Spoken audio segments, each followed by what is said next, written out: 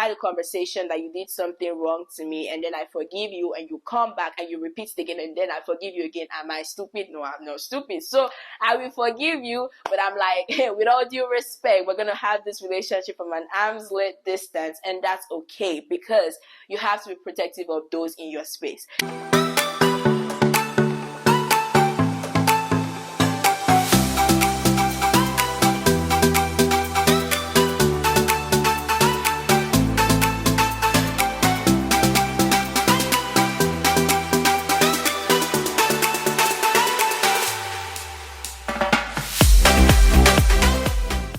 Hey guys, welcome back to my YouTube channel. My name is the Bell Chico Anli Okolo, and my channel is Talk with the Bell. If this is your first time, welcome and join our amazing community as we learn more about our walk with Christ. And you see this thing called the Christian race? You know there's a prize at the end, and I do not want to find you when we get to that place. And if you are returning, of course, welcome back again, because we are bringing back the Once Upon a Time series. I know, and this time you guys already know the drill. It's gonna be 3 videos, 1 and 2 more before something else, before the year finally runs out. Amen.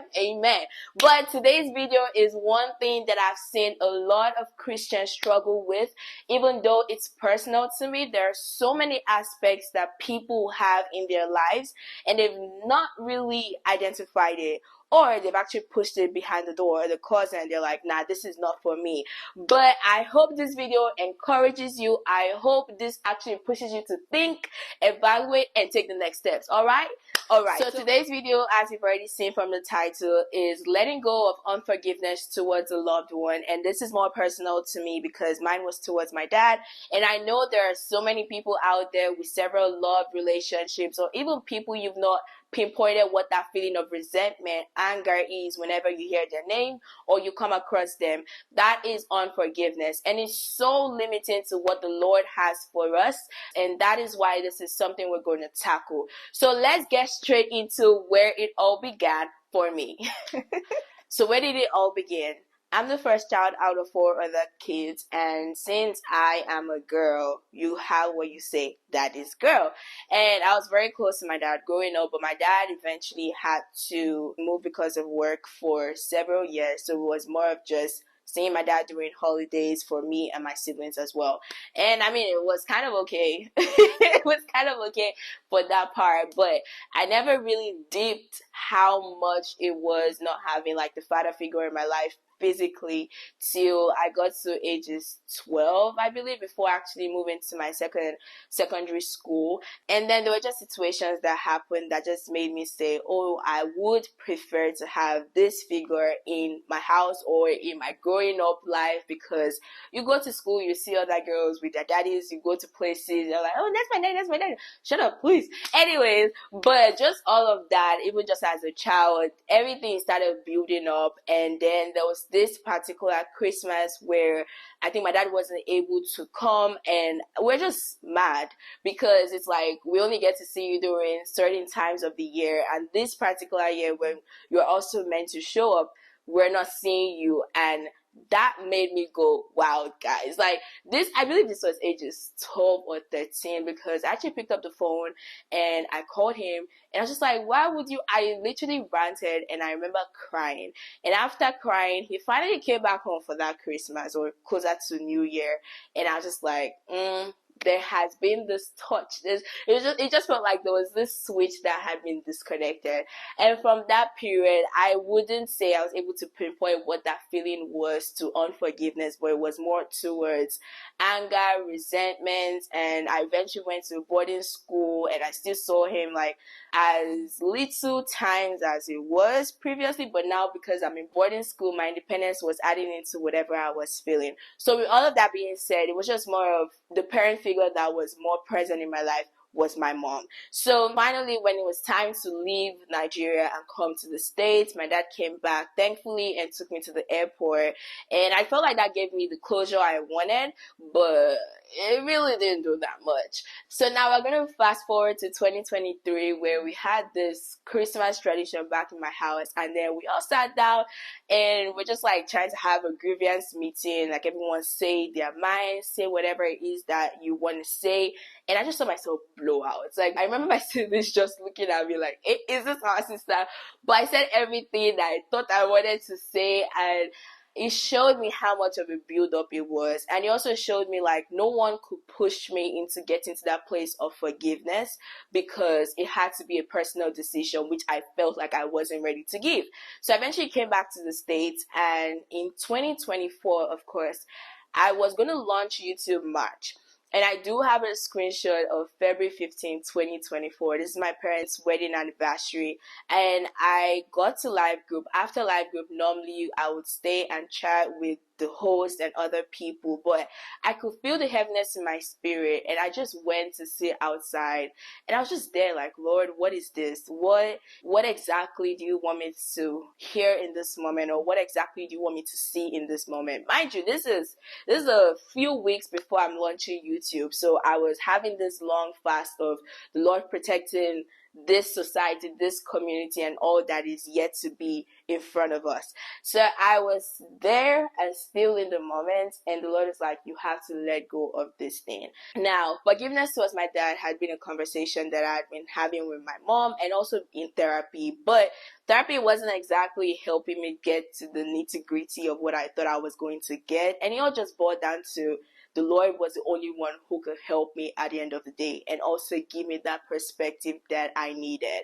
So that is the backstory of, I would say, unforgiveness towards my dad. And just after the Lord showing me that I couldn't start YouTube without that decision, and I'm going to explain why that decision was really crucial very soon, because it holds a lot of weight on your walk in Christianity. So yes, I made a decision, and I finally let go, even though it wasn't a thing of an instant relief or an instant disappearance or whatever it was, but it was the yes, Lord, take over. I'm ready to go on this journey and walk by faith, to trust that you're going to help me get rid of this thing. And eventually I had to go ahead to start YouTube, and that's why I'm here today. So now that we know that backstory, let's get into why this is important and why you should take the next step. So we know this thing called unforgiveness, but what is forgiveness? Like, what is the real definition of forgiveness? We hear forgiveness a lot, forgive and forget, but do we really understand what it means to forgive? I'm really sure we don't. So let's check the dictionary and get a deep dive of what it really means. Forgiveness is a conscious decision to let go of anger and resentment towards someone who has harmed you, without excusing or forgetting the offense. So this is telling us that the person harmed or hurt you, and probably they don't know, or they're not aware, or they're actually aware, or even in their awareness, they still didn't apologize, right? So you're just hearing like, I'm not letting this one go. So forgiveness is pretty much letting go. Forgiveness is pretty much saying, I'm going to have peace of mind on this matter. Forgiveness is a thing of moving on. Forgiveness is a thing of repairing relationships that need to be repaired, because there are some situations, you hear me, right? There are some situations that, yes, you forgive, but the people still have to stay in arm's length, because even if you forgive and you bring them back into your circle, you're giving them the same opportunity to hurt you again, right? So if I've had a conversation that you did something wrong to me, and then I forgive you, and you come back and you repeat it again, and then I forgive you again, am I stupid? No, I'm not stupid. So I will forgive you, but I'm like, hey, with all due respect, we're gonna have this relationship from an arm's length distance, and that's okay, because you have to be protective of those in your space. Yes, that was a diversion, but let's go back into what the word says. So with this understanding of forgiveness, I'm going to share this Bible verse, which we've probably heard over and over again, but more from the standpoint of honoring and respecting your parents, which is a very key reason to why it was important for me to let go of what I was feeling. So Exodus 20 verse 12 from Amplified Version, it says, honor, respect, obey, care for, your father and your mother, so that your days may be prolonged in the land the Lord your God gives you. This Bible verse, we have heard it over and over again, but sometimes we forget that honor is not based on the actions that the person has done. Honor is not because, oh, I feel like it. No. Honor is reiterating the crown that the Lord has given that person over your life, regardless of your feelings, regardless of what they've done to you, not because, oh, you hurt me, but I'm still honoring you even in the hurt, but because you know that there's a certain person or a certain place that the Lord has called that person to fill in your life, as well as called that person to be in your life, and because of that, you're going to honor the person, not dismissing the hurt, not dismissing what went wrong, but instead trusting God to be the one to justify and be the judge over the situation. Because most times when we take situations into our own hands, it's because we believe in our own judgment and we want to follow through with that judgment of, I'm going to hold on to this thing because I'm having so much satisfaction. I feel like I have a hold over this person when I've not forgiven you. But the real truth is, the more you hold on to that unforgiveness, the more you are hurting yourself, the more you don't have peace, the more you feel restless whenever the person comes into sight or whenever you hear the person's name. And the person is probably sleeping at night not knowing that they did anything to you or thinking that, oh, that's in the past.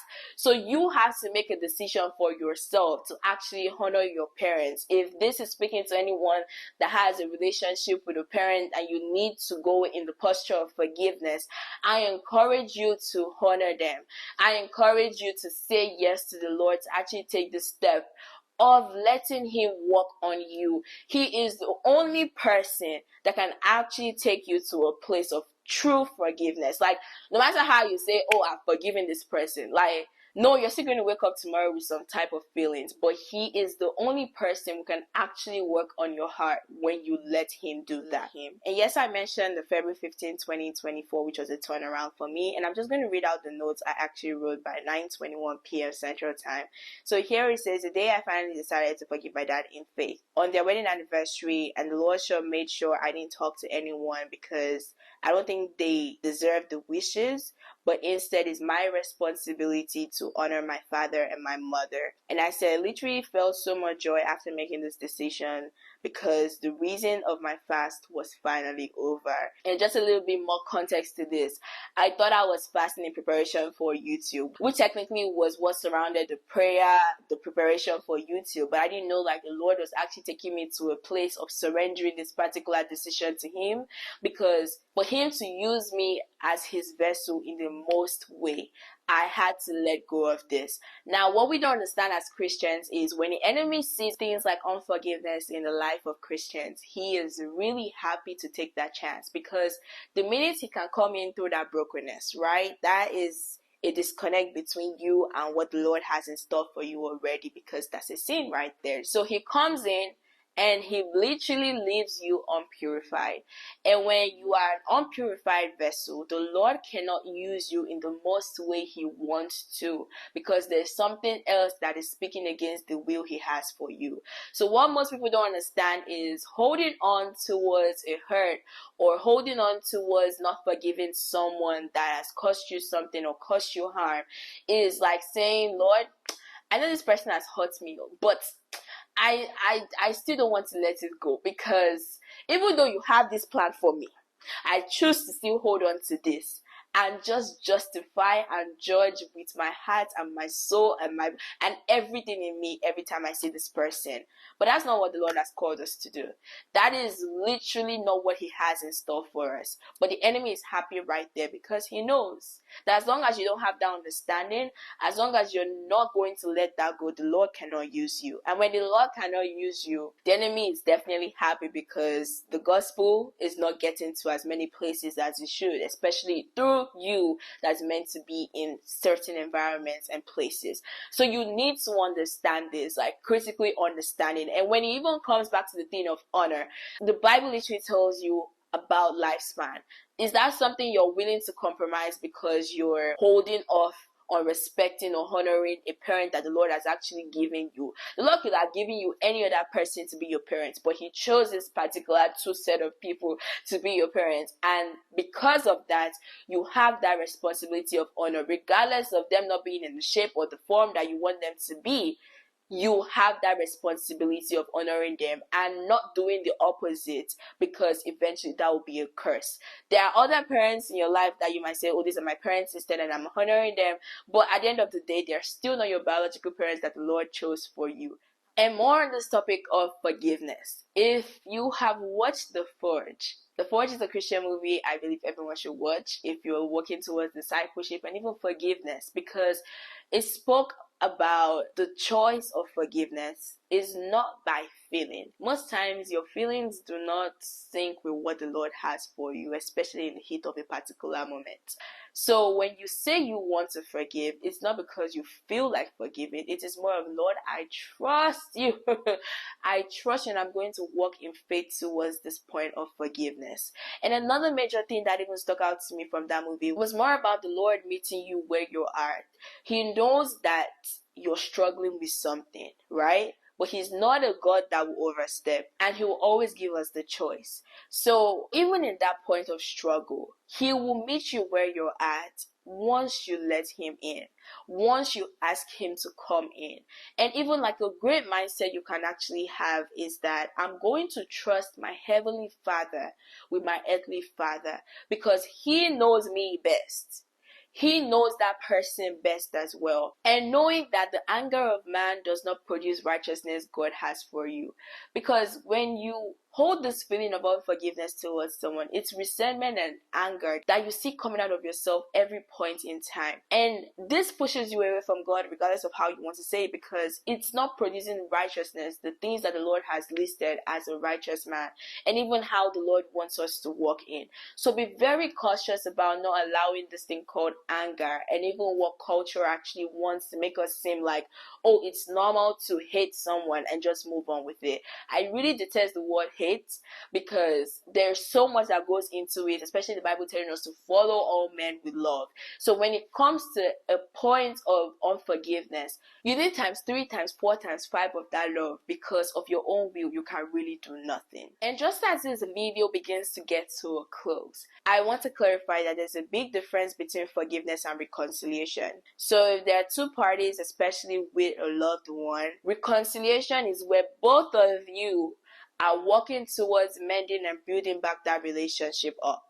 But forgiveness is a you decision. It is you saying, I'm going to choose to forgive. It is you taking that step of, Lord, help me forgive. It is you taking that step of, Lord, help me clear my memory of whatever might feel like a stronghold towards this person. So when people say forgiveness or reconciliation, like, those are two different things, because for your own work, it is you. I'm not saying that people do not bear consequences for whatever they've done. No, the Bible literally talks about whatever you're sowing is what you're reaping. So there are definitely consequences for the things that people have done that might have hurt you or even hurt people around you. But let God be the judge of how to give that reward to them. Not you being angry at God for not treating or handling the situation the way you want it to be handled. No, He is a sovereign God, and He knows how best. He knows how best to deal with every single individual. So with that knowledge of a just God, give it to Him and tell yourself, I am going to trust in God to help me forgive. When you look at Jesus, even being on the cross and whatever those people were doing to Him, He still said in His words, Father, forgive them, for they know not what they do. Because most times when we even see people that hurt us, it's because there are spirits behind it that actually perform the action, and not even the physical blood and flesh that you see. There are spirits behind it that are working. And that's why Jesus was able to say, Father, forgive them, for they know not what they're doing. So when certain people actually come in contact with us and hurt us, it's not because they want to hurt you. It's because the spirits of the enemy has found an opportunity to actually use them as a vessel to get to you. And when you're able to discern this, separating the people from the spirit, it actually saves you hurt. It saves you from actually being so mad at certain people or certain situations that happen in life. So I really encourage you to give it to God. If this is something that you know you've been struggling with, I want you to know that it is possible. You have the power. Like, it's literally like you being in a prison cell and you have the key to unlock that prison cell, but you've decided to not unlock yourself. What is it? Literally, what is it? You have the key, so do what a key is meant to do. So basically, you have the power to set yourself free from this thing called unforgiveness. And I really encourage you to ask the Lord to help you. It might not seem like the easiest thing. It is never easy. It is never easy, especially when there's always a reminder about that thing that has been done. But choose to actually take the peace that the Lord has given you that surpasses human understanding. Choose to take that over having restlessness for something that you can actually let yourself go off. And remember, once again, it's not an instant thing. It might take days, it might take weeks, it might take months, it might even take years to be completely healed, but at least you're walking in that step of faith and the Lord will actually set you free. And on a final note, forgiveness in Matthew 6 verse 14, where the Lord actually talks about forgive others and he will forgive you. Now, when you have chosen not to forgive, what are you telling God? You're telling him, oh yeah, I don't need your forgiveness. Meanwhile, you're actually sinning and you're actually doing things that requires forgiveness for you to enter eternity. So you're defiling yourself of a certain part of like your eternity, which is not worth it. It really is not worth it for humans. No, there literally is a saying of to err is human and to forgive is divine. And it's really solid because of your own will, you can do nothing. Literally, it's the power of the Lord that can give you the strength to actually forgive. So once again, remember how crucial your heart is because it sets the boundaries for your lives. And do not let this one thing corrupt you or corrupt the gifts and the will that the Lord has for you to make you that vessel that can be an outpouring over this earth. And I really do hope this video has impacted you, and I hope it takes you to find answers and take the next step. Reach out to that person, tell them how much you love them, tell them it might be a process, but you are in the process. Anyways, guys, if you haven't already, don't forget to subscribe, like, share, and comment. And of course, till next time, keep living your best life with Christ at the center of it all. Bye bye.